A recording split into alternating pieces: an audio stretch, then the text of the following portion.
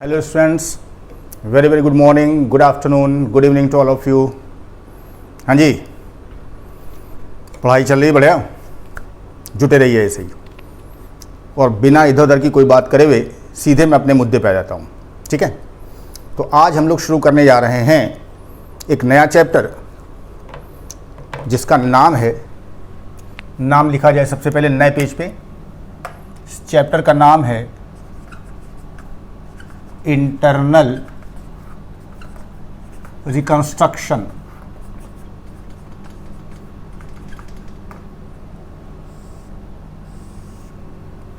क्या चैप्टर का नाम है? Internal reconstruction of companies. पूरा नाम लिख दो लो।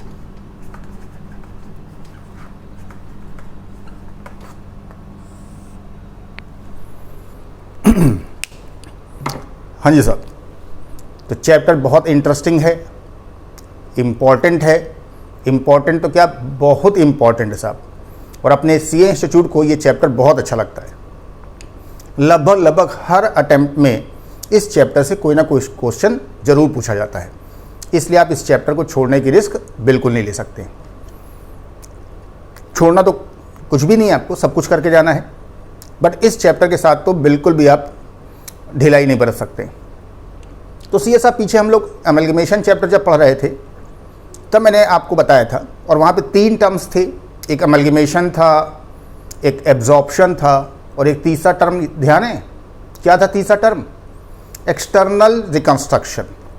मतलब कि रिकंस्ट्रक्शन 2 तरह के हुए। फिर तो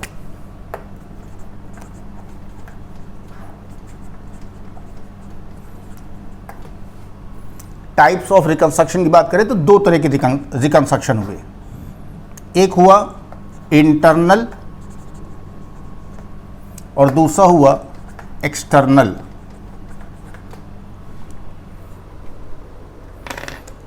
सब कंपनी की जो पोजीशन है वो इन दोनों ही रिकंस्ट्रक्शंस में मोर और लेस सेम होती है।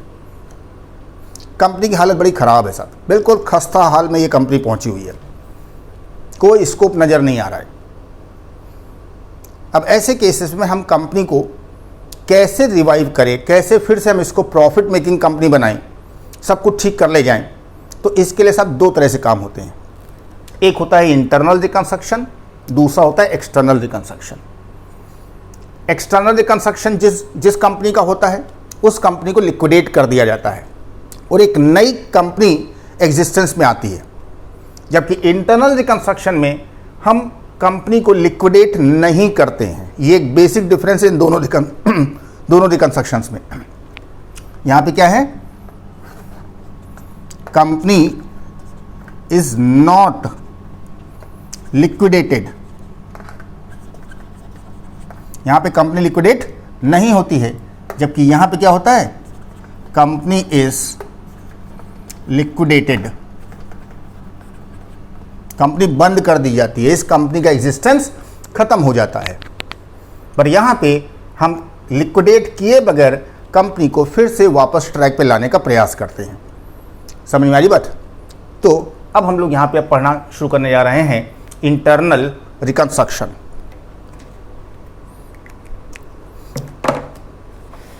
इसको ऐसे समझें जैसे आप स्टूडेंट हैं, पढ़ाई कर रहे हैं, एग्ज़ाम देंगे, पता चला एग्ज़ाम में आप फेल हो गए। कहीं कुछ ना कुछ गड़बड़ आपने किया होगा, कुछ कमी रह गई होगी आपके अंदर। बड़ा आपने जानने की कोशिश करी, भाई क्या हमने गड़बड़ कर दिया, करते ही हर बच्चा करता है। फिर आपने एग्ज़ाम दिया, पता चला अब की फिर आप फेल हो गए।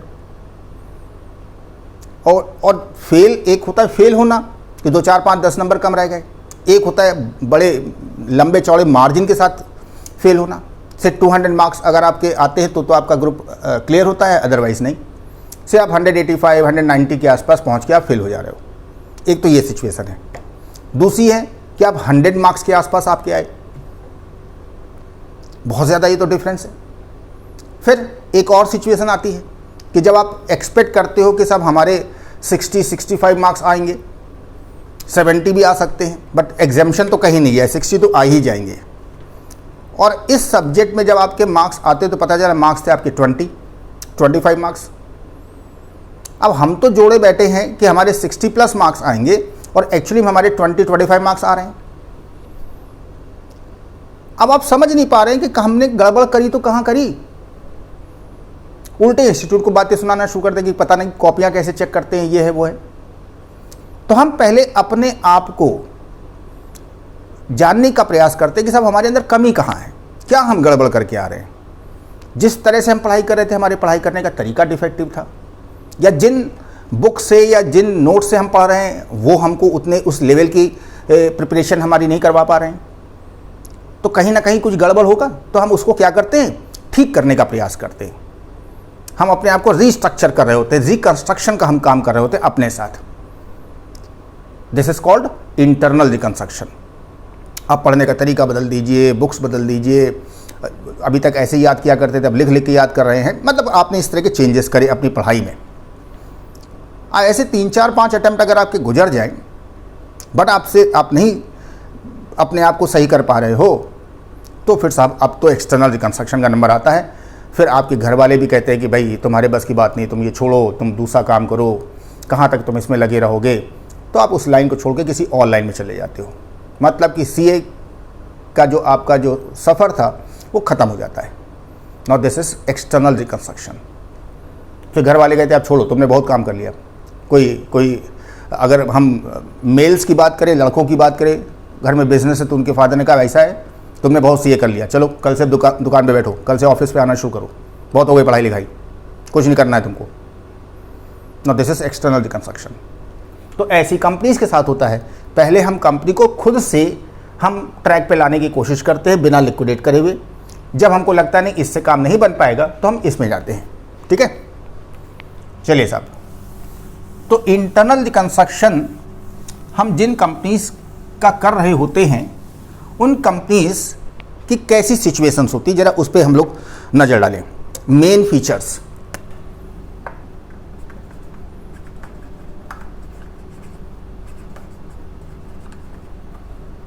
मेन फीचर्स मतलब जिन कंपनीज का इंटरनल रिकंस्ट्रक्शन हो रहा होता है, उन कंपनीज की कैसी सिचुएशन होती है, ऐसे क्या हालात वहां पे होते हैं साहब। तो कुल मिला के इस कंपनी के अंदर कहीं कुछ ठीक है ही नहीं, सब मिसमैनेज्ड है, सब गड़बड़ है साहब। जिधर नज़र उठा के देखो उधर गंदगी भरी पड़ी है, कूड़ा करकट। अब कूड़ा करकट से मेरा क्या मतलब है, अभी आप समझेंगे धीरे धीरे।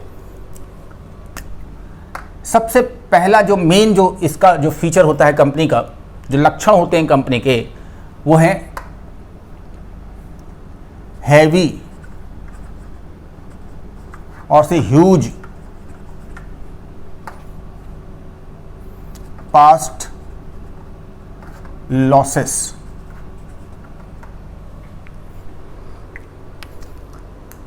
तब भी मैंने बोला था एक्सटर्नल रिकंस्ट्रक्शन समझाते समय, उसी बात को फिर से भी बोल रहा हूं कि साहब कंपनी सिक कंपनी होती है। सिक कंपनी मतलब कि कंपनी के जो एक्युमुलेटेड लॉसेस हैं, भाई ईयर बाय ईयर क्या हो रहा है, लॉसेस एक्युमुलेट होते जा रहे हैं। इस साल 5 लाख के लॉसेस हुए, अगले साल 8 लाख के लॉसेस हो गए, अभी टोटल 13 लाख के लॉसेस। उसके अगले साल 10 लाख के लॉसेस हो गए, अब 23 लाख के लॉसेस हो गए। ऐसे ईयर बाय ईयर कंपनी के लॉसेस एक्युमुलेट होते जा रहे हैं, बढ़ते जा रहे हैं। और एक सिचुएशन आती है, एक टाइम आता है जब कंपनी के एक्युमुलेटेड लॉसेस उस कंपनी की नेटवर्थ, बोले तो शेयर होल्डर्स फंड जो होता है, उसको एक्सीड कर जाते हैं। मीन्स शेयर होल्डर्स फंड मान ले 50 लाख है और कंपनी के एक्युमुलेटेड लॉसेस 50 लाख से ज़्यादा हो गए, मोर देन 50 लाख के लॉसेस हैं। ऐसी कंपनी सिक कंपनीज कहलाती हैं। और से इंसॉल्वेंट कंपनीज हैं ये, क्योंकि अगर कंपनी की नेटवर्थ लॉस में कन्वर्ट हो चुकी है, मतलब कि शेयर होल्डर्स का सारा पैसा डूब चुका है, शेयर होल्डर्स फंड 50 लाख है और लॉसेस से 60 लाख हैं और से 55 लाख हैं। 50 लाख शेयर होल्डर्स फंड और 55 लाख के एक्युमुलेटेड लॉसेस। अब जरा सोचिए, शेयर होल्डर्स का तो 50 लाख डूब ही गया है, ये बाकी 5 लाख किसका डूबा? बाकियों का डूबा होगा, आउटसाइडर्स का। अब कंपनी अगर बंद कर दी जाए, लिक्विडेट कर दी जाए, तो आउटसाइडर्स का पूरा पेमेंट हो ही नहीं पाएगा। मतलब जैसे इधर मैं कह रहा हूँ, से इधर शेयर कैपिटल है 50 लाख की हमारी, और इधर हमारे एक्युमुलेटेड लॉसेस हैं।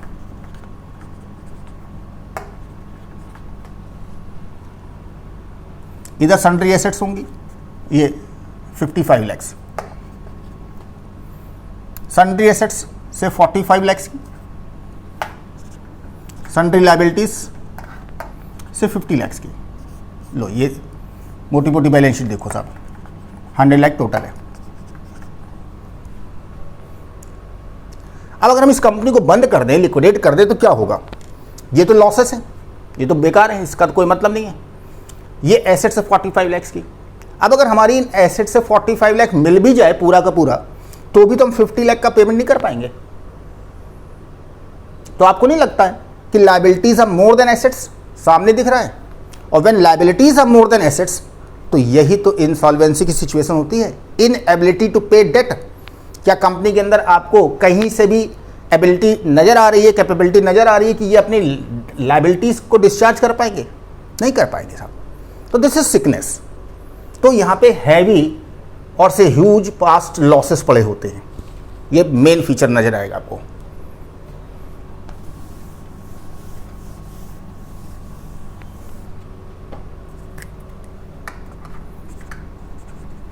Over valuation of assets, assets over valued होती हैं, प्रॉपरली उनको डेप्रिशिएट नहीं किया गया है। मीन्स हमारी बैलेंस शीट जो है वो true and fair view reflect नहीं कर रही है। डेप्रिशिएशन प्रोवाइड करे, सब प्रॉफिट हो तो डेप्रिशिएशन प्रोवाइड करें। डेप्रिशिएशन भी अपने आप में एक तरह का लॉस है, खर्चा है साहब। तो हम डेप्रिशिएशन ही नहीं प्रोवाइड कर रहे हैं कई सालों से एसेट के ऊपर, या जहां हमको 20% प्रोवाइड करना चाहिए था हम 5% प्रोवाइड कर रहे हैं, 10% प्रोवाइड करना चाहिए था हम 2% डेप्रिशिएशन प्रोवाइड कर रहे हैं। तो इससे क्या हुआ? एसेट्स ओवर वैल्यूड हो गई हमारी। एक ये फीचर होता है। तीसरा, एग्जिस्टेंस ऑफ फिक्टिशियस एसेट्स।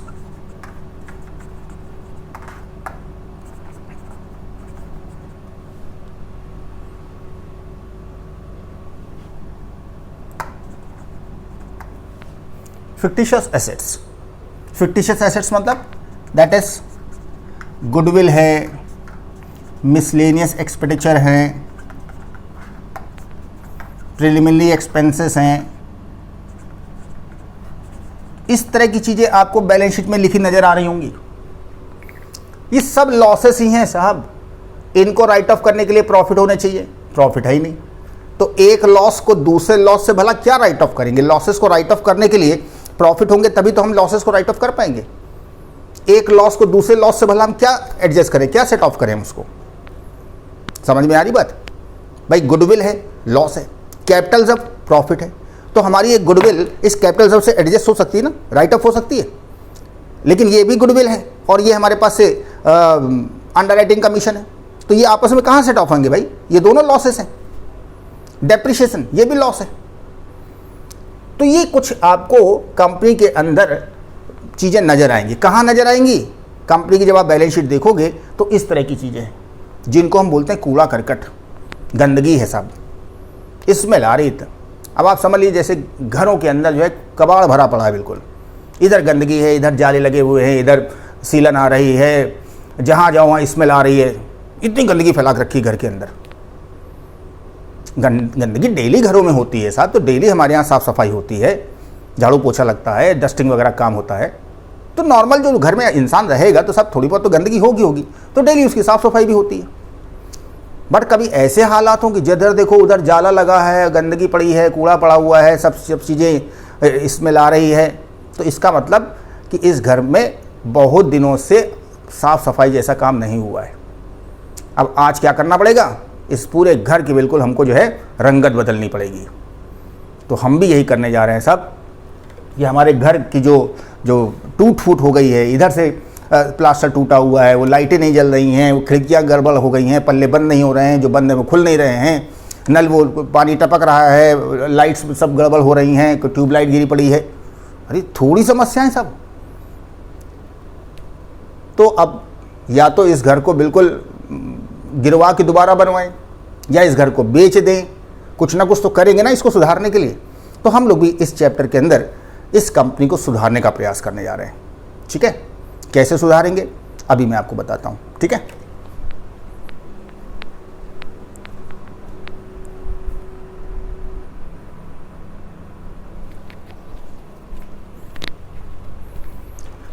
हाँ जी साहब जी, तो कैसे हम लोग इस कंपनी को सुधारेंगे, वापस ट्रैक पे लाएंगे, इसके लिए देखिए ज़रा क्या करना है हमको यहाँ पे।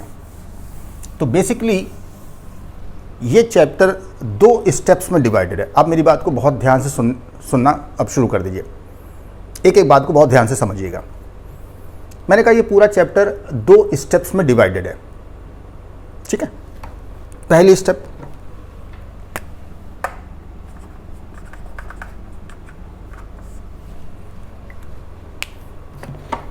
पहली स्टेप में बेसिकली हम लोग क्या करेंगे,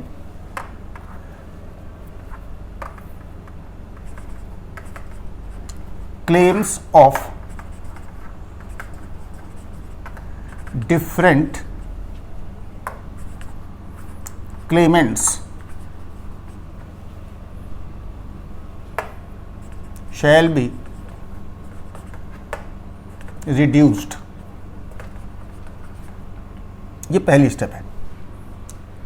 claims of different claimants shall be reduced. Different claimants मतलब दैट इज शेयर होल्डर्स,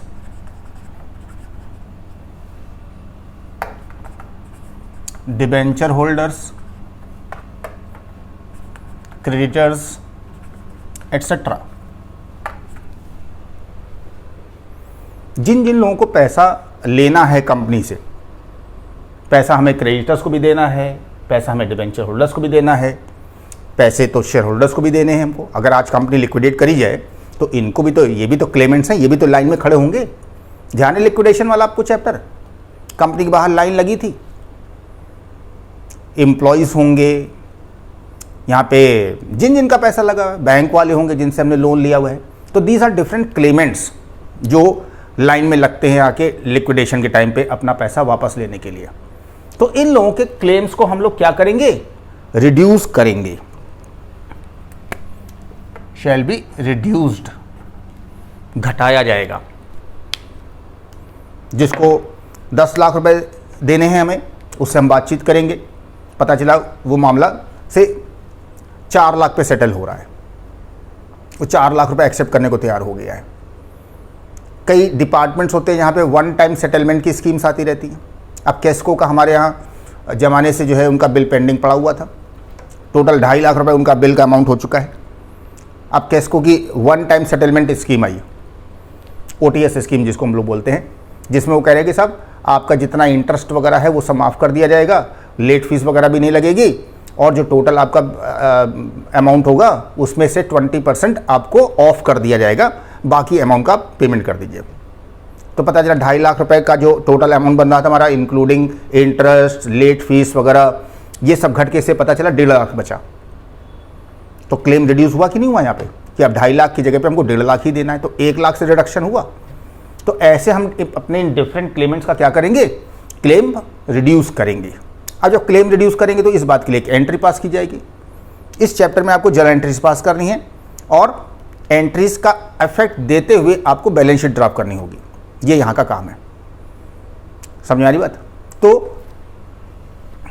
अब क्लेम्स को रिड्यूस करने के लिए जो एंट्री पास होगी, मैं अभी थीम दे रहा हूँ इस चैप्टर की, कि ये बेसिक थीम है इस चैप्टर को समझने की। तो जब क्लेम रिड्यूस करेंगे तो इसके लिए एंट्री पास हो रही होंगी। कैसी एंट्री पास होगी, जैसे शेयर होल्डर्स का अगर क्लेम रिड्यूस करें तो हम शेयर कैपिटल को डेबिट करेंगे, share capital account debit. Debenture holders का क्लेम रिड्यूस किया जाएगा तो डिबेंचर्स अकाउंट डेबिट। क्रेडिटर्स का क्लेम रिड्यूस होगा तो क्रेडिटर्स डेबिट। तो जिन जिन लोगों का क्लेम रिड्यूस हो रहा है और जितने से क्लेम रिड्यूस हो रहा है उतने अमाउंट से ये लोग डेबिट होते चले जाएंगे। 2, अब जो क्लेम रिड्यूस हुआ है, इतने से लायबिलिटी आपकी घट गई, तो ये एक प्रकार की एक इनकम जनरेट हो रही है। क्या जनरेट हो रही है? एक इनकम जनरेट हो रही है। जैसे मैं यहाँ पे, आप मत लिखिएगा, मैं यहाँ पे इस इनकम को से प्रॉफिट लॉस अकाउंट में क्रेडिट कर सकता हूं, बट ये रिडक्शन कैपिटल नेचर का है, तो हम लोग प्रॉफिट लॉस अकाउंट में क्रेडिट नहीं करते हैं। किसी कैपिटल नेचर के हम लोग अकाउंट में जाके क्रेडिट करेंगे, तो हम इसको कैपिटल रिजर्व अकाउंट में क्रेडिट कर सकते हैं। भाई अगर हमने इसको डेबिट किया है तो हमको अब इतना पैसा नहीं देना है। जो पैसा नहीं देना है मतलब ये हमारी एक तरह की इनकम है। इनकम भी कैसी है? कैपिटल नेचर की इनकम है, तो इसलिए P&L में तो क्रेडिट होगा नहीं, तो कैपिटलिज्म में जाके क्रेडिट कर ले। बट कैपिटलिज्म को भी हम लोग क्रेडिट यहां पे नहीं करते हैं, एक नया अकाउंट ओपन करते हैं यहां पे, क्योंकि ये जो पूरी स्कीम है, ये स्कीम बनाई जाती है। थोड़े के लिए अगर हम बात करें तो अलग अलग, अभी खैर आप इस बात को नहीं समझ पाएंगे, लेकिन फिर भी बात उड़ गई है।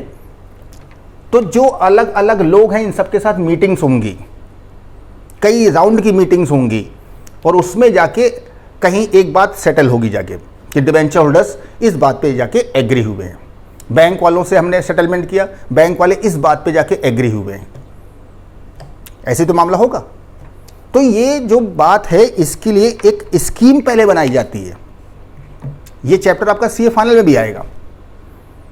अभी क्या है इंटरमीडिएट लेवल पे, एक स्कीम वो आपके सामने क्वेश्चन में रखेगा कि the following capital reduction scheme और following reconstruction scheme has been approved by the court.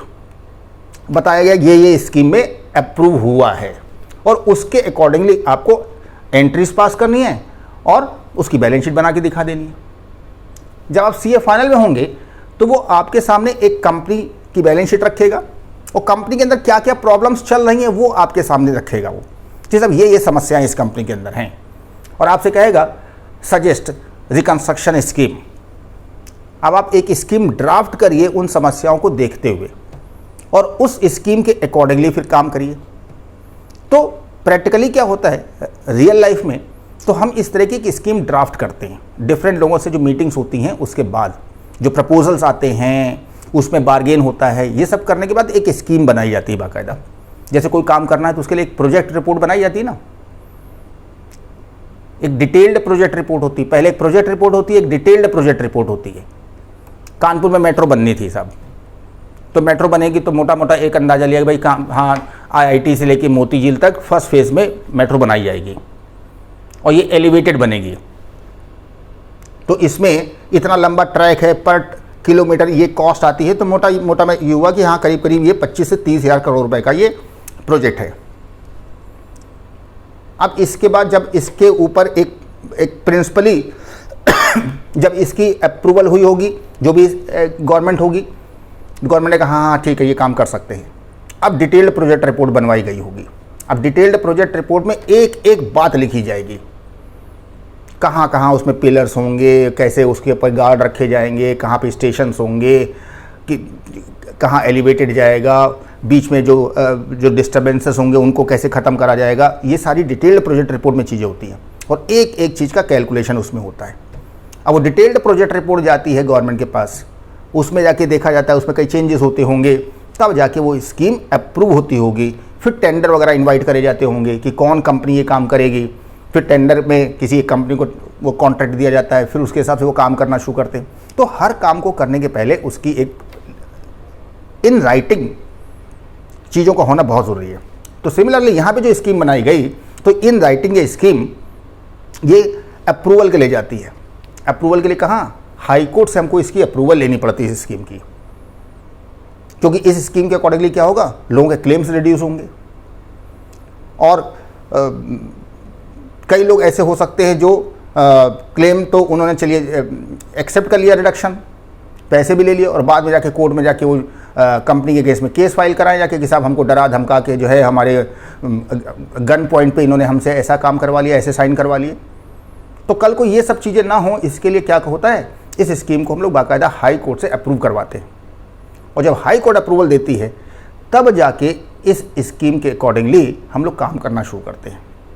तो बहुत सारी बातें हैं, अभी इस आगे जैसे जैसे हम लोग बढ़ेंगे वैसे वैसे मैं आपसे बातें शेयर करता चलूँगा। तो कुल मिला के ये क्लेम्स रिड्यूस हुए, तो इस इनकम को हम लोग एक नए अकाउंट में क्रेडिट करते हैं। अब आप लिख सकते हो, वो अकाउंट है to reconstruction account,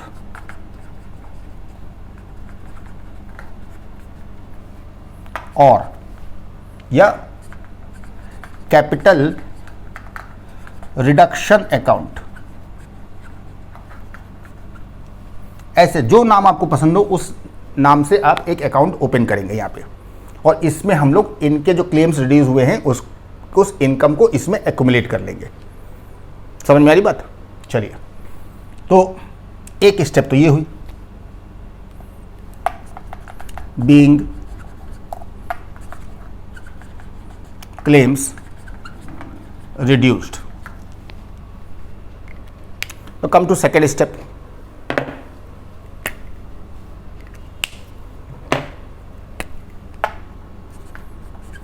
step 2। Step 2 में क्या होगा जानते हैं? स्टेप 2 में सीए साहब losses etcetera shall be return of. पहले वाले में क्लेम्स के रिडक्शन का काम हुआ, और दूसरी स्टेप में क्या करेंगे, जो हमारे लॉसेस वगैरह हमारे पास हैं वो हम लोग राइट ऑफ करेंगे। कैसे राइट ऑफ करेंगे? तो जिस अकाउंट में आपने ये इनकम क्रेडिट की है, रिकंस्ट्रक्शन अकाउंट को क्रेडिट किया है तो रिकंस्ट्रक्शन अकाउंट डेबिट करेंगे, कैपिटल रिडक्शन अकाउंट को क्रेडिट किया है तो कैपिटल रिडक्शन अकाउंट डेबिट करेंगे। चलिए, हमने मान लिया कैपिटल रिडक्शन अकाउंट को यहाँ पे क्रेडिट किया हुआ है, तो हमने कैपिटल रिडक्शन अकाउंट को डेबिट किया। समझ में आ रहा है ना? जिस किसी अकाउंट में आपने इस इनकम को एक्युमुलेट किया है उस अकाउंट को आप यहाँ पे डेबिट करें, और इस इनकम से हम अपने लॉसेस को राइट ऑफ करेंगे। प्रॉफिट लॉस अकाउंट में आपके पास डेबिट बैलेंस है, ये राइट ऑफ किया जाएगा। आपकी एसेट्स ओवर वैल्यूड हैं तो एसेट्स को हम लोग क्रेडिट करके उनकी वैल्यू सही करेंगे।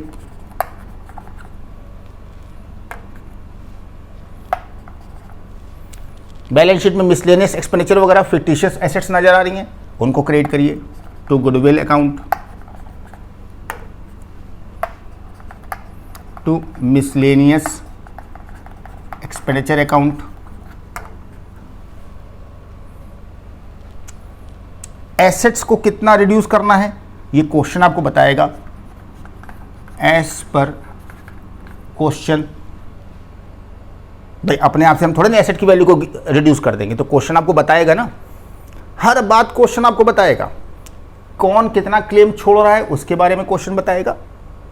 कई बार इसके बारे में वो जानकारी आपको नहीं देता है, बट ये इम्प्लाइड है कि आपको ये काम तो करना ही करना है। इस काम को करने के लिए ही तो ये सब काम हो रहा है। ये ही तो हमारे यहाँ की गंदगी है जो मेन फीचर्स में लिखवाया। इस गंदगी को ही तो साफ करना है। तो इस गंदगी को साफ करने के लिए, इन लॉसेस को राइट ऑफ करने के लिए हमको चाहिए इनकम। तो हमने ये पहले स्टेप में इनकम जनरेट करी, ठीक। और अब इस इनकम से, जो कि कैपिटल नेचर की इनकम है, इस इनकम से हम अपने लॉसेस वगैरह को राइट ऑफ करेंगे। तो एसेट्स की वैल्यू कितनी रिड्यूस करनी है ये क्वेश्चन आपको बताएगा। क्वेश्चन कुछ नहीं कह रहा है तो हम एसेट को नहीं रिड्यूस करेंगे। भाई हमें कैसे पता चलेगा एसेट्स ओवर वैल्यूड है? ओवर वैल्यूड है भी तो कितने से ओवर वैल्यूड है, तो क्वेश्चन बताएगा। गुडविल, ये as per balance sheet. Question कुछ नहीं कह रहा है तो ऑब्वियस है कि गुडविल को तो राइट ऑफ करना ही करना है। P&L को राइट ऑफ करना है, ये क्वेश्चन को कहने की जरूरत नहीं है, इंप्लाइड है। तो as per balance sheet, miscellaneous expenditure के बारे में क्वेश्चन को कहने की जरूरत नहीं है, इंप्लाइड है कि आपको इसको तो राइट ऑफ करना ही करना है। एज पर बैलेंस शीट, हाँ, एसेट्स को कितना रिड्यूस करना है ये क्वेश्चन आपको बताएगा। समझ में आ रही बात? और इन लॉसेस को राइट ऑफ करने के बाद इस अकाउंट में हो सकता है कुछ बैलेंस बच जाए। मान लें यहाँ पे टोटल था 10 लाख रुपए, 10 लाख इकट्ठा हुआ था, तो 10 लाख यहाँ डेबिट किया और इन सबको राइट ऑफ कर दिया आपने से 9.5 लाख रुपए के ये लॉसेस थे जो राइट ऑफ हो गए। मतलब अभी भी 50,000 इस अकाउंट में बैलेंस बच रहा है। तो उस बचे हुए बैलेंस को हम लोग टू कैपिटल रिजर्व में ट्रांसफर कर देंगे। ये क्या है? ये है बैलेंसिंग फिगर।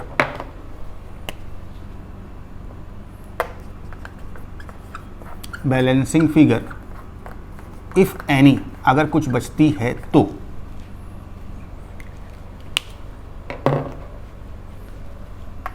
बीइंग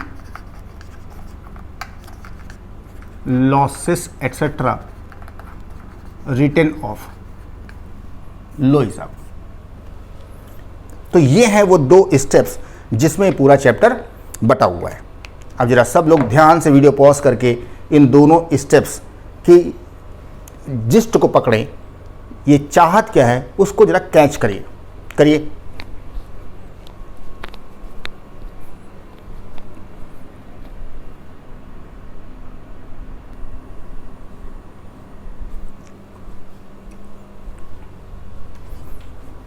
हाँ जी साहब, तो समझ में आ गई दोनों स्टेप्स।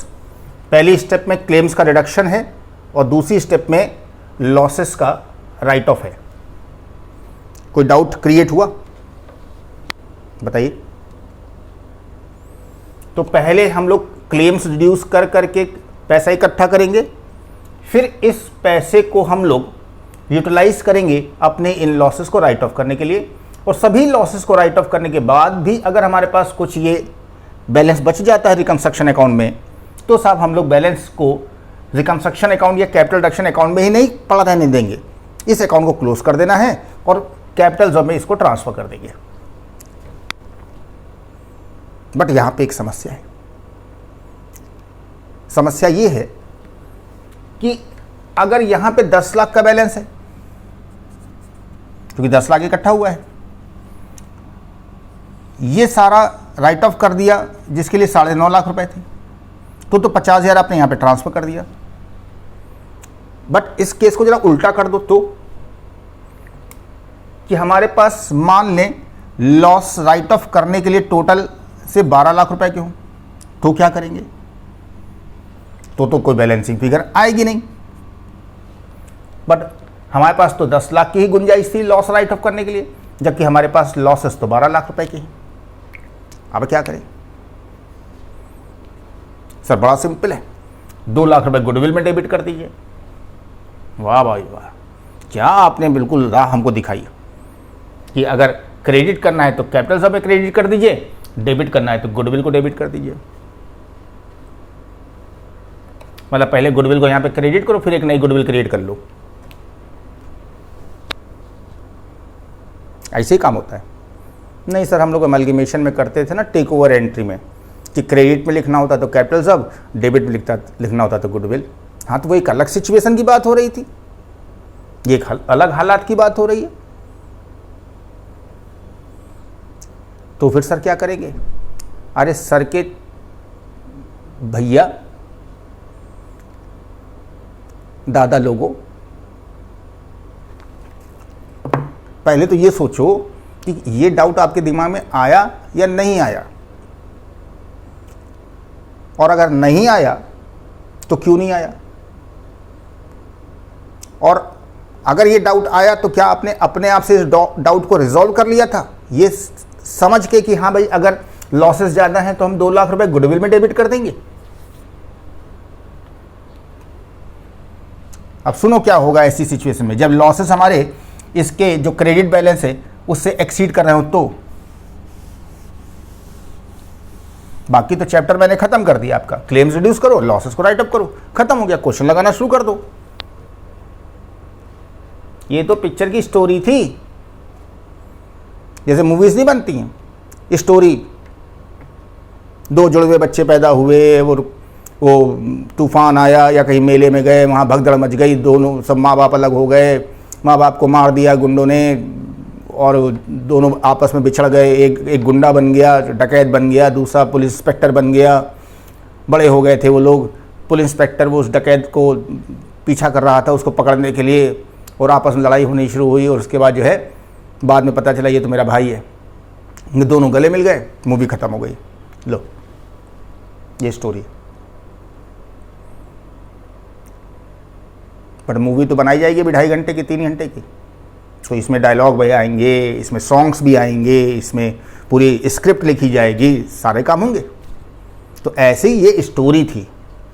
अब इसके अंदर डायलॉग, सॉन्ग्स और ये सब चीज़ें और अभी इसमें आनी हैं। अच्छा सर, तो मूवी बन रही है यहाँ पे? नहीं, मूवी नहीं बन रही है, आपको एक बात बताने का प्रयास कर रहा हूँ। और मैंने कहा था मोटा मोटा ये इस चैप्टर की थीम है कि ये 2 काम होते हैं यहाँ पे। लिखो, हेडिंग डालो। क्या हेडिंग डालो?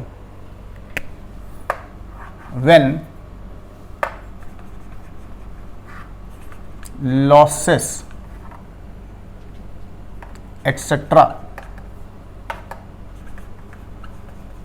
exceed credit balance of reconstruction account। Reconstruction में इतना लंबा लिखना पड़ता है ना, इसलिए कैपिटल रिडक्शन में ज़्यादा प्रीफर करता हूँ। कैप रेड लिख दो, हो गया जी। यही तो सिचुएशन है कि हमारे पास लॉसेस ज़्यादा हैं राइट ऑफ करने के लिए, जबकि जो कैपिटल रिडक्शन या रिकंस्ट्रक्शन अकाउंट में जो क्रेडिट बैलेंस हमारे पास है वो कम है। एनसीए साहब, जो मैंने 2 स्टेप्स आपको बताई हैं कि 2 स्टेप्स में ये पूरा चैप्टर है,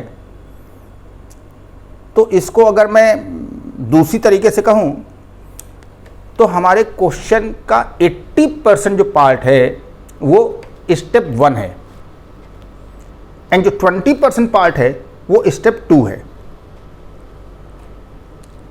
मतलब कि अगर हमें टोटल 10 एंट्रीज अगर किसी क्वेश्चन में पास करनी पड़ रही हैं, क्योंकि क्लेम रिड्यूस करने के लिए मैंने तो एक एंट्री में लिख दिया, ऐसे थोड़े नहीं होगा। हम अलग अलग चीज़ों के लिए अलग अलग एंट्रीज पास करेंगे। जैसे शेयर होल्डर से जो बात हुई उसके लिए अलग एंट्री पास होगी, डिबेंचर होल्डर से जो बात हुई उसके लिए अलग एंट्री पास करेंगे, क्रेडिटर से जो बात हुई, बैंक वालों से जो बात हुई, सबके लिए अलग अलग जला एंट्रीज पास करी जाएंगी। ये नहीं कि एक ही एंट्री में सबको गुजर दिया ना। तो अगर टोटल 10 एंट्रीज आपको पास करनी पड़ रही है तो इसमें से करीब करीब 8 एंट्रीज, बल्कि 9 भी हो सकती हैं, वो क्लेम रिडक्शन को लेके होंगी, और 1 या 2 एंट्री आपकी सेकेंड स्टेप से रिलेटेड होगी। और एक आध एंट्री हो सकता है किसी और बात के लिए हो कि शेयर्स इशू करने पड़ रहे हैं, नया लोन लिया जा रहा है, ऐसी कुछ बातें क्वेश्चन में आ सकती हैं, उनको हम लोग जनरलाइज कर लेंगे। तो नॉर्मली क्लेम रिड्यूस करने के लिए 80% आपका समय जाएगा और लॉसेस राइट ऑफ करने के लिए आपका 1 या 2 एंट्री से आपका काम चल जाएगा। और मैंने ये भी कह दिया कि सब लॉसेस राइट ऑफ करने के लिए क्वेश्चन को कहने की जरूरत नहीं है, ये इंप्लाइड है, वो तो काम करना ही करना है, बिना कहे भी आपको करना है। अब बिना कहे आपको करना है तो पता चला भाई रिकंस्ट्रक्शन अकाउंट में तो पैसा इकट्ठा हुआ है 10 लाख रुपए और लॉसेस राइट ऑफ करने के लिए हमारे पास 12 लाख रुपए की है, तो फिर क्या करें क्या ना करें? तो लिखो फिर क्या करेंगे, कैसे प्रोसीड करेंगे।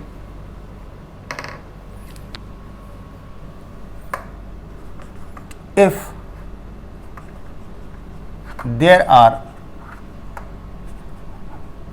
Any other profits or reserves, if there are any other profits or reserves, these will be utilized। तो हम इनको यूटिलाइज कर लेंगे साहब। आप सिचुएशन समझ रहे हैं ना, किस सिचुएशन की हम लोग बात कर रहे हैं इस समय।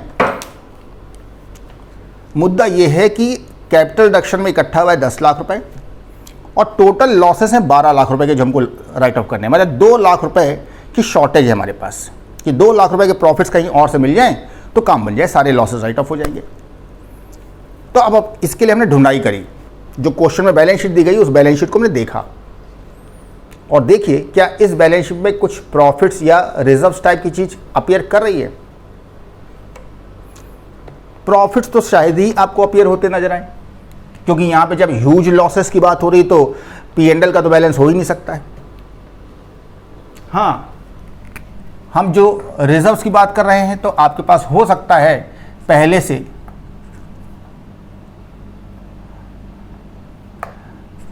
कैपिटल रिजर्व में कुछ बैलेंस पड़ा हो सकता है बैलेंस शीट में ऑलरेडी कैपिटल रिजर्व का बैलेंस आ रहा है, उसको यूज कर लीजिए आप। ठीक है, मतलब आपने रिकंस्ट्रक्शन अकाउंट को तो डेबिट किया ही किया, साथ ही साथ आप कैपिटल रिजर्व अकाउंट को भी डेबिट कर लीजिए, यूज कर लीजिए इसको।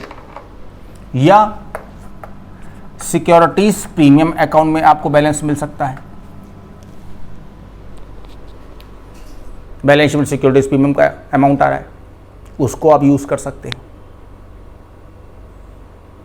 बट यहां पे सवाल उठता है कि क्या सिक्योरिटीज प्रीमियम अकाउंट से हम लोग गुडविल को राइट ऑफ कर सकते हैं? क्या सिक्योरिटीज प्रीमियम अकाउंट से हम लोग प्रॉफिट लॉस अकाउंट के डेबिट बैलेंस को राइट ऑफ करा जा सकता है? हाँ, प्रिलिमिनरी एक्सपेंसेस वगैरह हैं, लॉस या discount on issue of shares debentures वगैरह पड़ा हुआ है हमारे डेबिट में, एसेट्स में, तो ये तो राइट ऑफ हो सकते हैं। क्या हम एसेट्स की वैल्यू को रिड्यूस कर सकते हैं सिक्योरिटी प्रीमियम मनी को यूटिलाइज करके? हम एंट्री पास करते हैं securities premium account debit to assets या securities premium account debit to profit loss account. क्या ये किया जा सकता है? किया जा सकता है कि नहीं किया जा सकता है, ये लॉ वाला मैटर है। आप लोगों ने लॉ पढ़ी हुई है, लॉ के अकॉर्डिंगली आप मुझे बताएंगे कि क्या सिक्योरिटीज प्रीमियम अकाउंट को हम लोग अपने लॉसेस वगैरह, गुडविल वगैरह इनको या एसेट्स की वैल्यू रिड्यूस करने के काम में ला सकते हैं? मैं तो भैया इसको यूज़ कर लूँगा, मैंने तो लिख दिया है कि दिस विल बी यूटिलाइज, तो हम तो यूटिलाइज कर लेंगे। अब लॉ के अकॉर्डिंगली अगर हम गलत कर रहे हैं तो आप हमको भैया वैसा बताइएगा कि नहीं सर लॉ में तो ऐसा परमिट नहीं है। ठीक है, फिलहाल तो हम अपने लिए तो अभी तो हम इनको भी कैपिटल रिजर्व को तो यूज़ कर ही सकते, कोई समस्या ही नहीं है। हम सिक्योरिटीज प्रीमियम अकाउंट को भी यूज़ कर लेंगे, P&L को भी राइट ऑफ कर देंगे, एसेट की वैल्यू भी रिड्यूस कर लेंगे। हम किसी भी लॉस को राइट ऑफ करने में सिक्योरिटीज प्रीमियम को हम तो भैया यूज़ कर लेंगे। लॉ के एंगल से आप इसको चेक करके मुझे बताओगे। ठीक है,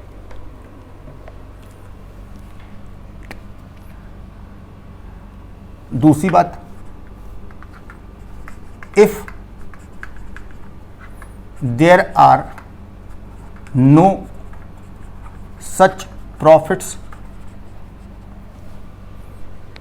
अब सिचुएशन क्या आई कि क्या जरूरी है कि इस तरह के प्रॉफिट्स हमको मिल ही जाएं, हमें कैपिटल रिजर्व या सिक्योरिटीज प्रीमियम अकाउंट में कुछ बैलेंस मिल ही जाए?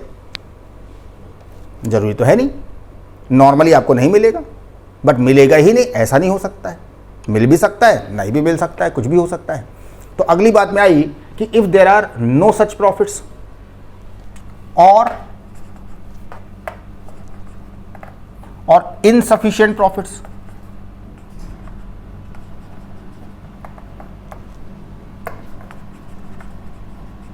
या तो है ही नहीं या हैं भी तो भी इतने नहीं है कि हमारा काम चल जाए।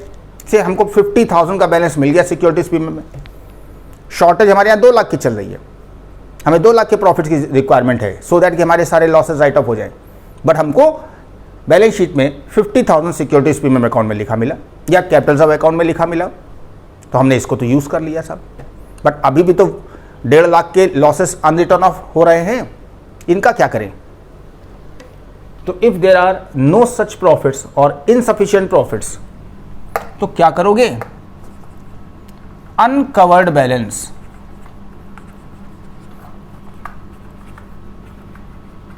Uncovered balance should be left in profit loss account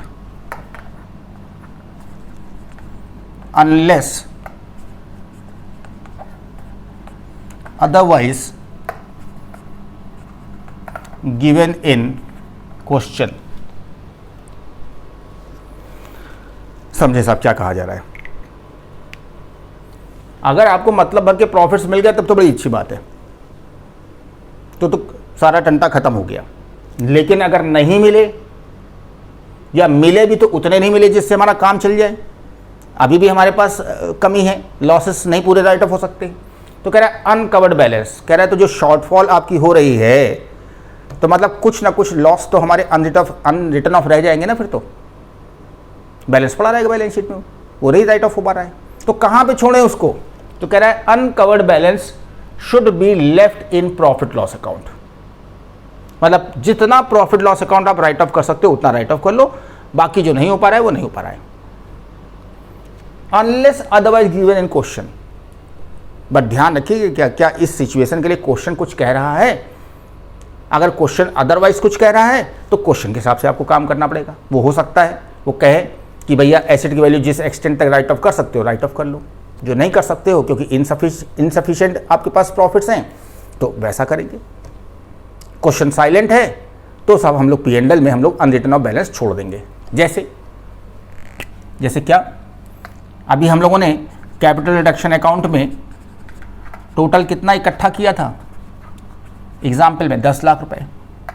अब हमारे पास मान लें थोड़ी देर के लिए प्रॉफिट लॉस अकाउंट में कुछ बैलेंस है, हमें एसेट्स को भी रिड्यूस करना है, हमें गुडविल को भी राइट ऑफ करना है, हमें मिसलेनियस एक्सपेंडिचर को भी राइट ऑफ करना है, इन सबको हमें राइट ऑफ करना है।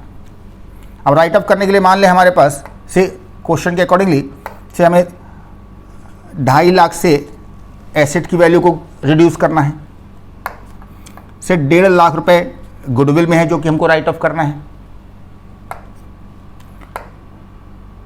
और से 1 लाख के हमारे पास ये भी हैं, बल्कि इसको हम कर ले रहे हैं 1 लाख रुपए, ठीक है, और इसको 50,000 कर लिया मैंने। मतलब 2.5 लाख से एसेट की वैल्यू रिड्यूस करनी है, 1 लाख की गुडविल राइट ऑफ करनी है, 1.5 लाख के ये 50,000 के हमको मिसलेनियस एक्सपेंडिचर राइट ऑफ करने हैं, तो ये हो जाता है 3 1 4 और करीब 8 लाख रुपए हमारे पास P&L में डेबिट बैलेंस है। तो इस तरह से टोटल कितने हैं ये? टोटल हैं ये 12 लाख रुपए। हमारे पास कोई और प्रॉफिट्स है नहीं, क्वेश्चन कुछ कह रहा नहीं है, तो हम क्या करेंगे, हम एसेट को राइट ऑफ कर देंगे, गुडविल को भी हम राइट ऑफ कर देंगे, हम ये 50,000 ये भी राइट ऑफ कर देंगे, 4 लाख राइट ऑफ हो गए हमारे, और P&L नहीं, हाँ P&L में कितना राइट ऑफ हो जाएगा, 6 लाख रुपए प्रॉफिट लॉस अकाउंट में हम लोग राइट ऑफ कर देंगे। तो 2 लाख रुपए हमारे प्रॉफिट लॉस अकाउंट में डेबिट बैलेंस ये अपीयर होता रहेगा बैलेंस शीट में। इन ड्यू कोर्स जब प्रॉफिट होंगे तो धीरे धीरे ये 2 लाख का हमारा बैलेंस जो P&L में डेबिट है ये भी खत्म हो जाएगा। तो ये करना पड़ेगा आपको। अब फिर से वीडियो पॉज करिए, अभी तक की बातों में कोई डाउट अगर दिमाग में आए तो उसको ज़रूर रेस करिए, और अगर मेरी तरफ से डाउट अगर वो रिजॉल्व हो जाता है 99% केस में तो मैं रिजॉल्व कर देता हूँ। आपके दिमाग में जो बातें उठती हैं मैं यहाँ से अपने आप से बोल देता हूँ, लेकिन फिर भी अगर आपके अंदर कोई क्वेरी अगर रेज हो रही है और मैंने उसको अटेंड नहीं किया है, मैंने उसके बारे में कुछ नहीं कहा है, तो आप अपनी क्वेरी मेरे तक ज़रूर पहुँचाया करिए, सो दैट कि मैं आपकी बात को बाद में रिजॉल्व कर दूँ, ठीक है। फिलहाल जितना मैंने कहा है इसमें अगर कोई डाउट क्रिएट हो तो जरा सोचिए।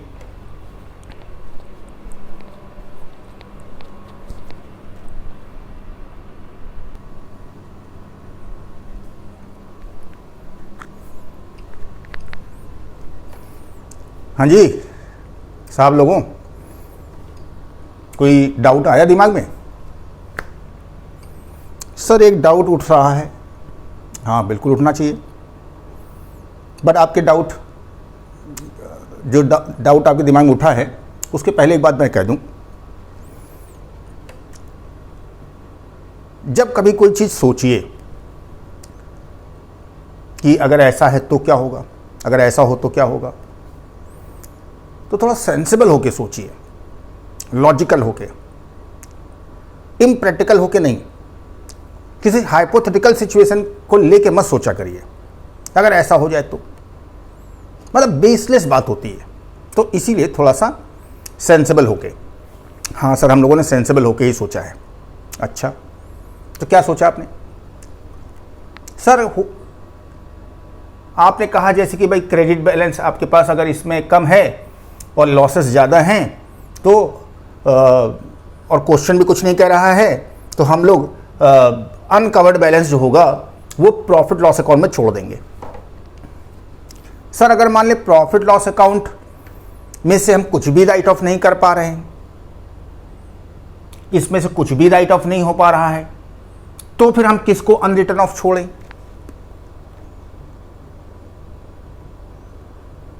यही बात उठी दिमाग में।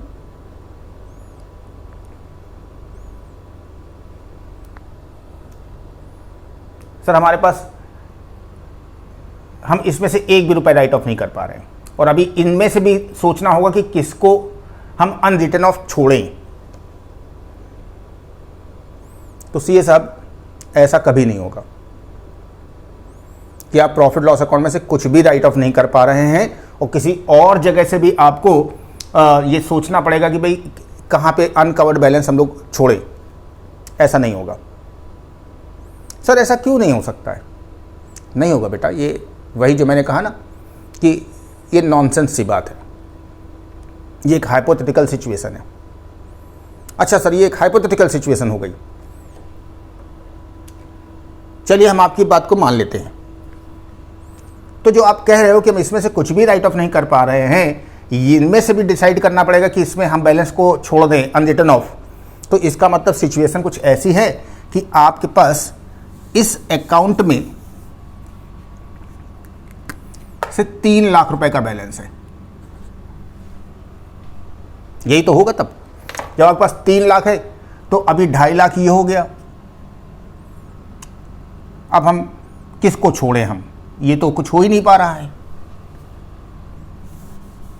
भाई। ऐसा तभी तो होगा जब आपके पास ये जो लॉसेस है इससे भी कम बैलेंस है। आपके पास 2.5 लाख यहाँ, 1 लाख यहाँ, 50,000, ये टोटल 4 लाख रुपए के लॉसेस है other than profit loss account, और आपके पास कैपिटल डिडक्शन में इकट्ठा हुआ 3 लाख रुपए। तो इसमें से तो कुछ भी राइट ऑफ हो ही नहीं पाएगा और इनमें भी पूरा राइट ऑफ नहीं कर पाएंगे। तो हम जो हमारे पास 1 लाख की जो शॉर्टेज है, क्योंकि अब ये कितने हैं, ये 4 लाख के हैं और यहाँ 3 लाख है, तो मैं 1 लाख किस में छोड़ूं? इसमें छोड़ूं, ये छोड़ दूं, या 50 ये छोड़ दूं, बाकी 50 कहीं छोड़ दूं?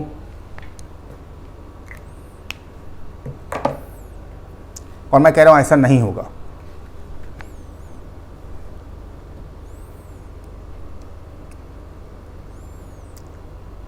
क्यों मैं कह रहा हूं ऐसा? सर समझ नहीं पा रहे आप ऐसा क्यों कह रहे हो? इसीलिए मैंने कहा कि थोड़ा सा सेंसिबल होकर चीज़ों को सोचा करिए। चलिए इसको मैं दूसरी तरह से बताता हूं।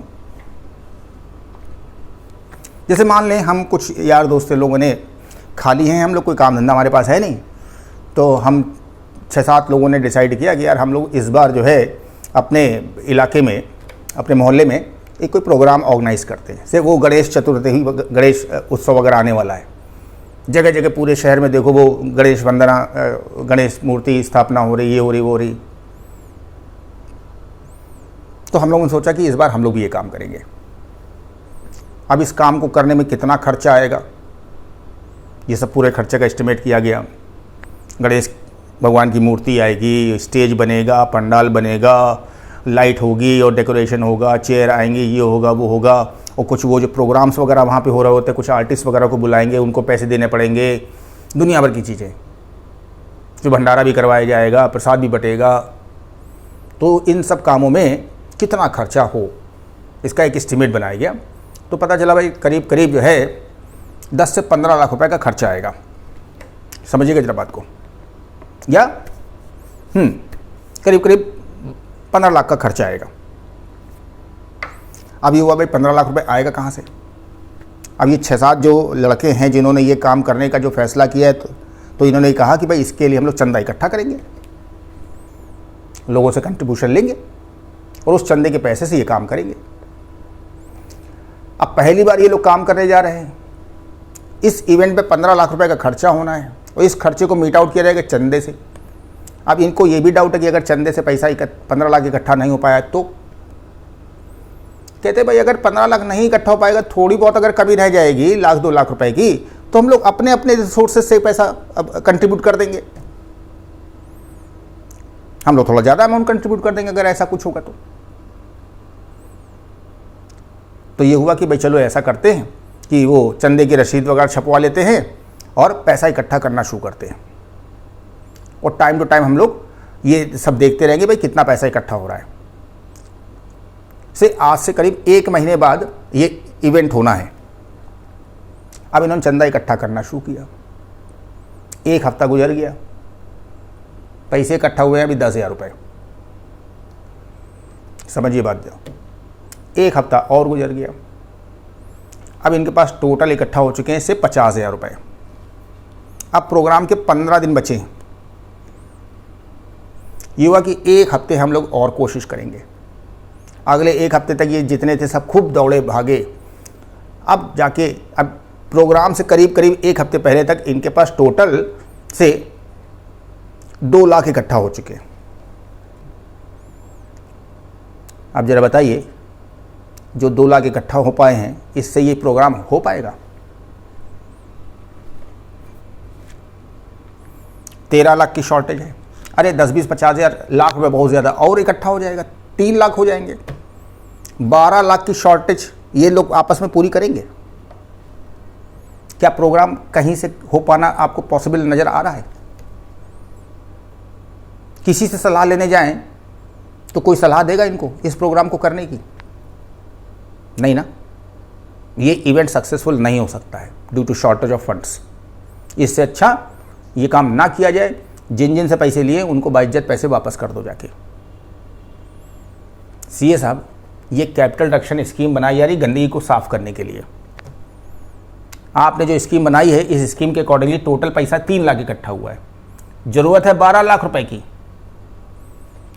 जरूरत है 12 लाख रुपए की, सो दैट कि आपके सारे लॉसेस, सारी गंदगी साफ हो जाए। और आपने इकट्ठा कितना किया कैपिटल रिडक्शन से? 3 लाख रुपए। इस स्कीम की कोई वायबिलिटी है? इस स्कीम को अप्लाई करने के बाद कौन कोर्ट इसकी अप्रूवल देगा? इस स्कीम की अप्रूवल मिलेगी नहीं। इस स्कीम में दम ही नहीं है साहब। बात समझ रहे नहीं समझ रहे?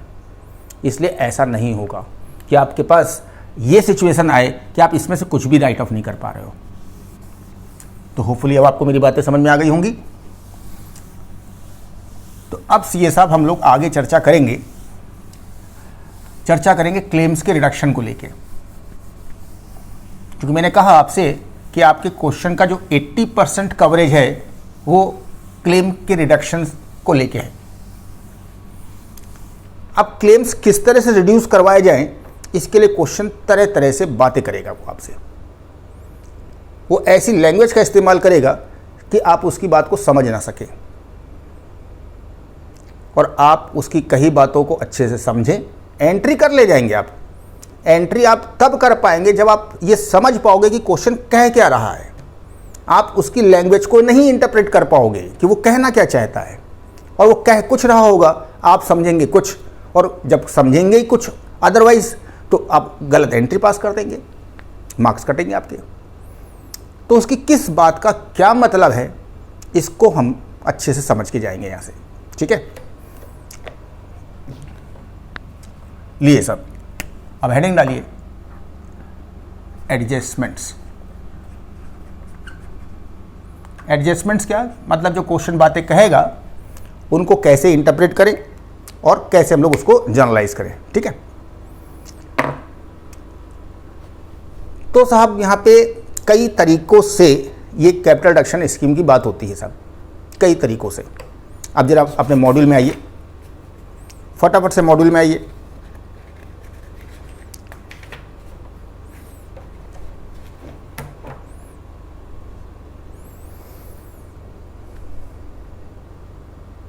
मॉड्यूल में पेज नंबर 6.4 पे वीडियो पॉज करिए, पेज नंबर 6.4 पे आइए, मेथड्स ऑफ इंटरनल रिकंस्ट्रक्शन। आइए फटाफट से।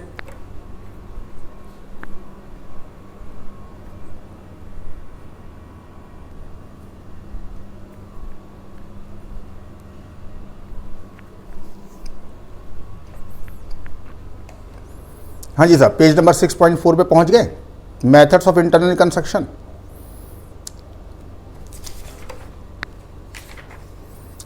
कह रहा है ऑल्ट्रेशन ऑफ शेयर कैपिटल के थ्रू हम रिडक्शन कर सकते हैं। अब ऑल्ट्रेशन कैसे कैसे होता है शेयर कैपिटल का, ये आपने कंपनीज एक्ट में पढ़ा हुआ है ऑलरेडी। सेक्शन 61 बता रहा है भाई इन तरीकों से हम अपनी शेयर कैपिटल का ऑल्ट्रेशन कर सकते हैं। इसमें जैसे पैरा 2.1 पे लिखा है alteration of share capital, these are different modes, increase of authorise share capital, unconsolidation and subdivision into shares, conversion of all or any of the shares into stock, ये these are different ways. फिर para 2.2 पे आएंगे, वहाँ पे अगला तरीका बताएगा वो variation of shareholders rights, shareholders के राइट्स को वेरी कर दिया जाए, इंटरेस्ट रेट वगैरह घटा दिया जाए, डिविडेंड रेट वगैरह, इंटरेस्ट कह रहा हूँ, डिविडेंड रेट वगैरह उसके साथ कुछ छेड़खानी करके।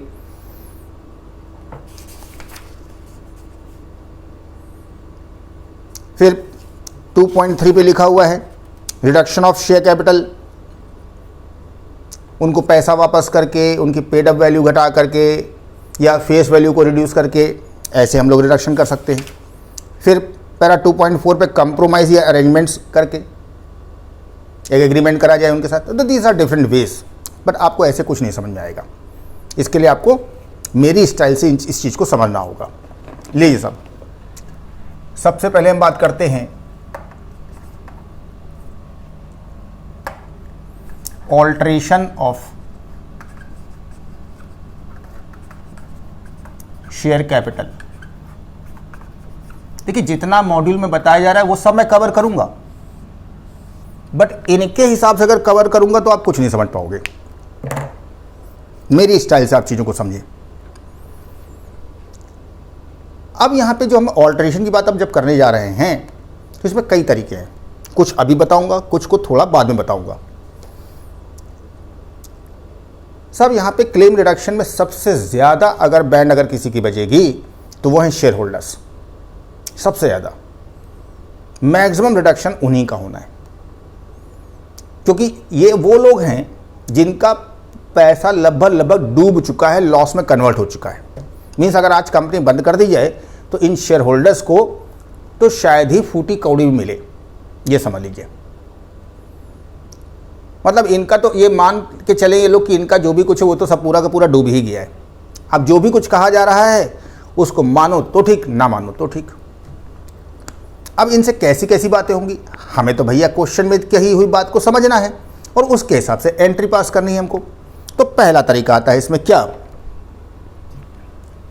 इसमें पहला तरीका आता है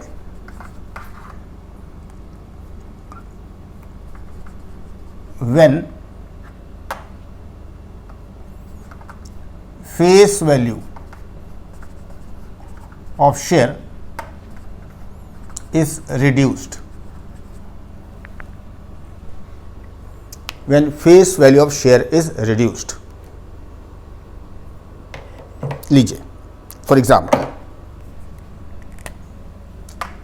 एग्जाम्पल की मदद से हम लोग हर बात को समझेंगे। जैसे साहब ये बैलेंस शीट है,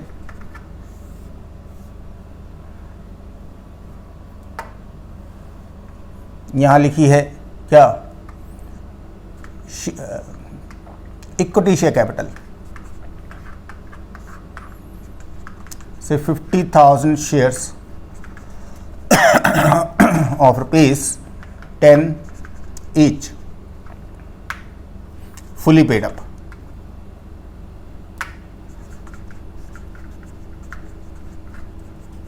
बोले तो 5 लाख की ये इनकी पेड अप कैपिटल है। ये आपको बैलेंस शीट में लिखा मिला। नीचे आपको एडिशनल इंफॉर्मेशन में एक बात लिखी मिली, क्या कहा जा रहा है,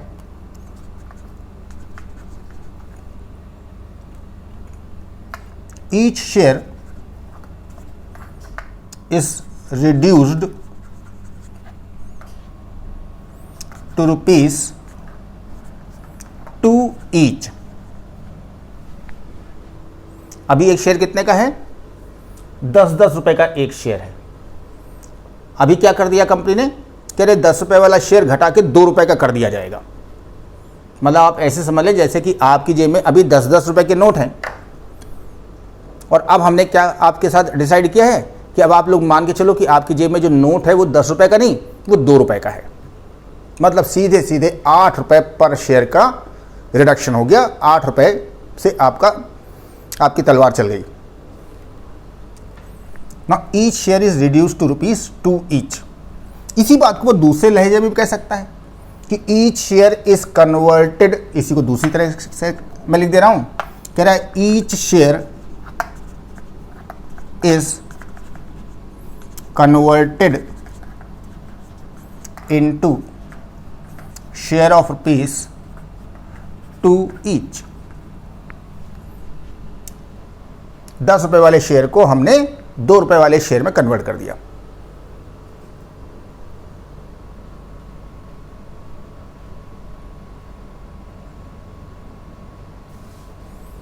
ठीक है, आइए अब इस बात की एंट्री क्या पास होगी।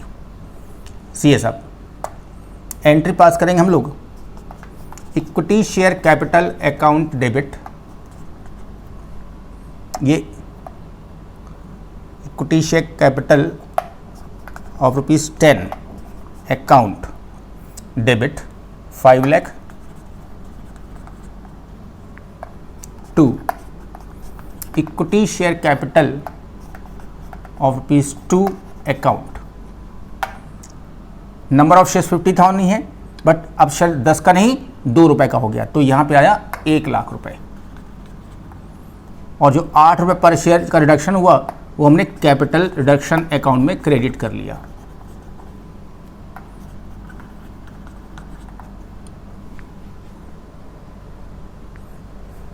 बीइंग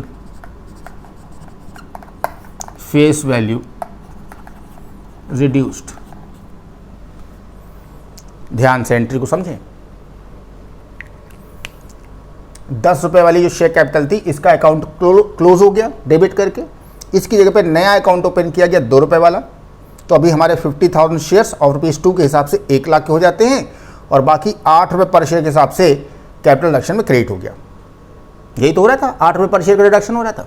तो जब फेस वैल्यू घटाई जाती है तो कुछ इस तरह से हम लोग अकाउंटिंग करते हैं।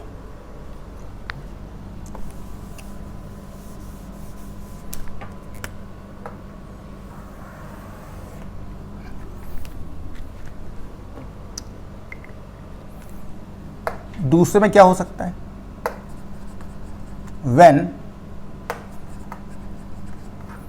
paid up value is reduced।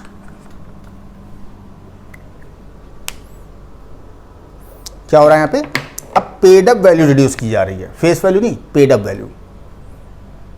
जैसे मान लें यही एग्जाम्पल है, इस एग्जाम्पल में वो क्या कह रहा है, for example each share is reduced to ₹2 paid up। लो ही साहब,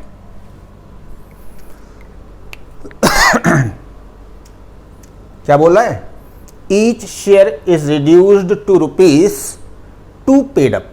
मतलब जो शेयर अभी फुली पेड अप है, इसको घटा के 2 रुपए पे पहुंचा दिया गया। नो पार्टली पेड अप हो चुका है अब शेयर 10 रुपए का ही है, यहां पे तो 10 रुपए वाला शेयर को 2 रुपए में कन्वर्ट कर दिया गया। आपकी जेब में पड़ा हुआ जो 10 का नोट था वो 2 रुपए का हो गया। अब ये समझ लीजिए, ऐसे यहां पे क्या है, शेयर है 10 रुपए का ही, फेस वैल्यू उसकी 10 रुपए ही है, बट जहां अभी तक वो फुली पेड अप था, अब वो पार्टली पेड अप हो गया। और पार्टली पेड अप में भी कितना पेड अप, 2 रुपए paid up. Each share is reduce to ₹2 paid up. अगर ऐसा कहा जा रहा है तो क्या एंट्री पास होगी, तो सीए साहब एंट्री पास होगी, equity share capital account debit. तो 50,000 शेयर्स पे पर शेयर 8 रुपए का रिडक्शन करना है। 8 रुपए से पेड अप वैल्यू घटाई जा रही है, 4 लाख रुपए, to capital reduction account 4 lakh, being paid up value reduced।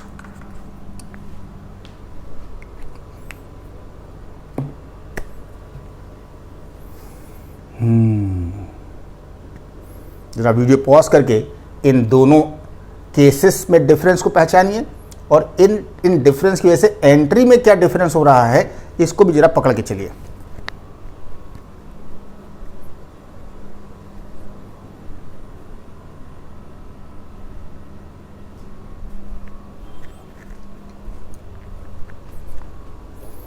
हाँ जी साहब, डिफरेंस पकड़ में आ रहा है ना।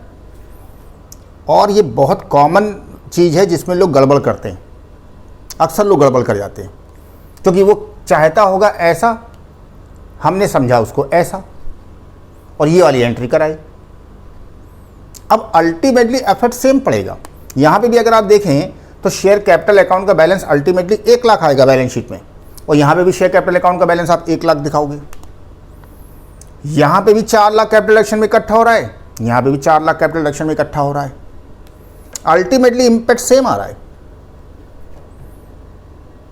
और आप मार्क्स भी जोड़ोगे कि हमारे 60 आने वाले हैं, जबकि आपको करना था ऐसे, करके आए हो आप वैसे, या क्वेश्चन में रिक्वायरमेंट ये वाली थी और आपने इसको ऐसा समझ के ये वाली एंट्री पास कर दी, तो भी गड़बड़ कर दिया। अब वो अगर ऐसा कह रहा है और आप ये एंट्री पास करते हो तो तुरंत काटेगा 0 नंबर, और आपने पूरे नंबर जोड़े हुए। तो ये कुछ ब्लंडर मिस्टेक्स होती हैं, हम समझ ही नहीं पाते कि हमने कहाँ गड़बड़ करी है, जबकि गड़बड़ी हो चुकी होती है, और हम जोड़े बैठे कि हमारी बैलेंस शीट भी टैलीड है और ये आंसर भी आ रहा है, सब कुछ है। तो इसीलिए मैं वार्न करता हूँ साहब कि ये छोटी छोटी बातें बहुत भारी पड़ती हैं, जिसका खामियाजा हमको एग्ज़ाम में उठाना पड़ता है और फिर हम लोग फेल होकर बैठते हैं। इसलिए जो बात कही जाए और जहाँ पे मैं इस तरह की बातें करूँ तो समझ जाया करिए कि ये मैंने कहा ना कि बड़ा बहुत यहाँ पे मिस्टेक का जो परसेंटेज बहुत हाई है, इसलिए बहुत ध्यान के साथ आपको लैंग्वेज को इंटरप्रेट करना है। बाकी तो आप समझ सकते हैं कि दोनों का अफेक्ट प्रैक्टिकली बोले तो रियल लाइफ में इन दोनों का अफेक्ट अलग अलग है। कि यहाँ पे फेस वैल्यू 2 रुपये घटा के 2 रुपये कर दी जाती है, यहाँ पे पेड अप वैल्यू घटा के 2 रुपये कर दी जाती है। मतलब इस वाले केस में जब हम लोग बैलेंस शीट ड्राफ्ट करेंगे इस एंट्री के बाद, तो अब हम बैलेंस शीट में क्या लिखेंगे, 50,000 shares of rupees 2 each fully paid up. जबकि यहाँ वाले केस में जब हम लोग बैलेंस शीट बनाएंगे तो क्या लिखेंगे, 50,000 shares of rupees 10 each ₹2 paid up. हाँ, बाहर 1 ही लाख बैलेंस आएगा, वो चाहे ये वाला मामला हो चाहे ये वाला मामला हो। अब आपको यहाँ पे सोचना होगा कि अगर आप शेयर होल्डर हो तो आप इस वाले ऑप्शन को ऑप्ट करना चाहोगे या इस वाले ऑप्शन को। मतलब कि अगर मैं कंपनी का डायरेक्टर हूँ और आप सब लोग शेयर होल्डर हो, और मैं आपके सामने 2 चॉइसेस रखूँ, 2 ऑप्शन रखूँ कि भाई इस तरह से आप लोग अपना रिडक्शन करवाना पसंद करोगे या इस तरह से आप अपना रिडक्शन करवाना पसंद करोगे। तो हो सकता है कुछ लोग बोले हाँ हमारे साथ ऐसा कर दीजिए, कुछ लोग हो सकता है बोले कि नहीं सर हमारे साथ ऐसा कर दीजिए। तो आप सोचिए कि अगर आपके सामने ऐसी चॉइस रखी जाए तो आप इनमें से कौन सा ऑप्शन ऑप्ट करोगे और वो ऑप्शन क्यों ऑप्ट करोगे, ये सोचिए। इसके आगे की बातें आपको अगले वीडियो में जानने को मिलेगी। ठीक है, कीप ऑन थिंकिंग।